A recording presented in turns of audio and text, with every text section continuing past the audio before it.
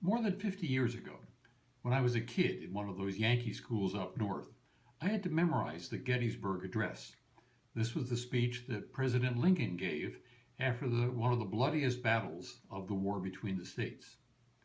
The analogy isn't perfect, but many of the things he said in that speech also apply to the war against AIDS.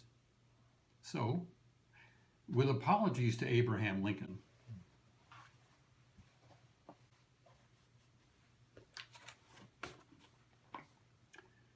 one decade and 4 years ago, our fathers and mothers brought forth in this world a new commitment, conceived in hope and dedicated to the proposition that all people have the right to be free of the scourge called AIDS. Now we are engaged in a great global war, testing whether that commitment, or any commitment, so conceived and so dedicated, can long endure. We are met here in Austin on a small battlefield of that war. We had come to dedicate a portion of that field to the men and women who were victims of that war. It is altogether fitting and proper that we should do this. But in a larger sense, we cannot dedicate, we cannot consecrate, we cannot hallow this ground. The brave men and women who died here have consecrated it far above our poor power to add or detract. The world will little note nor long remember what we say here, but it can never forget the war that took their lives. It is for us, the living, rather, to be dedicated here to the unfinished work of the war against AIDS. It is rather for us to be here dedicated to the great task remaining before us, that from these honored dead we take increased devotion to fighting the war that cost them their lives, that we here highly resolve that these dead shall not have died in vain, that the global war against AIDS shall have a rebirth of commitment, and that the right of the people to be free of AIDS shall not perish from the earth.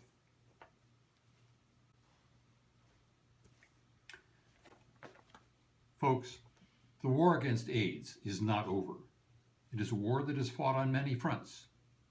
For several decades, the war has been fought largely on the medical front, with some great victories, like ARVs and PrEP. Recently, the war has begun to be fought more heavily on the social front, fighting against stigma and discrimination, against gender-based violence, against criminalization. The fighting on the social front will need to go on for many years. But this year, we need to fight especially hard on the political front, because there are some decisions being made in Washington and elsewhere which will determine whether or not we can ever win the war against AIDS. Decisions about domestic health care will have an effect on many people in Austin.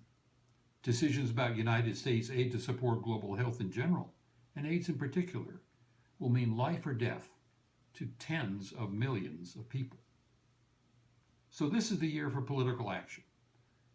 I use the word political, but it is nonpartisan. U.S. funding for global AIDS relief has always had strong bipartisan support.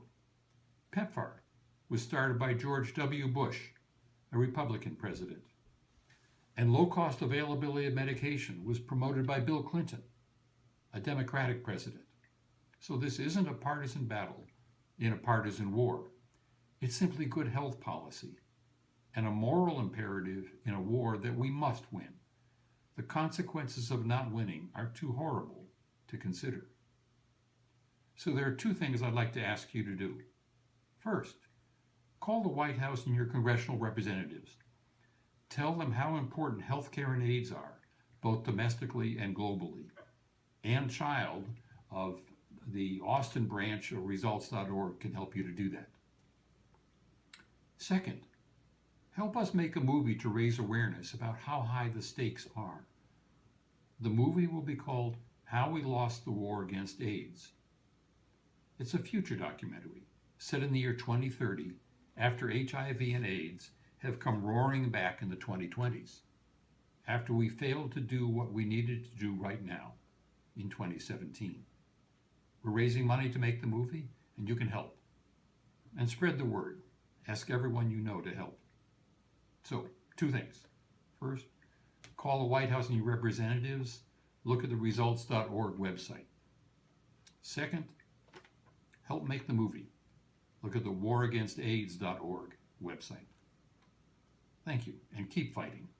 There's still time to win this war.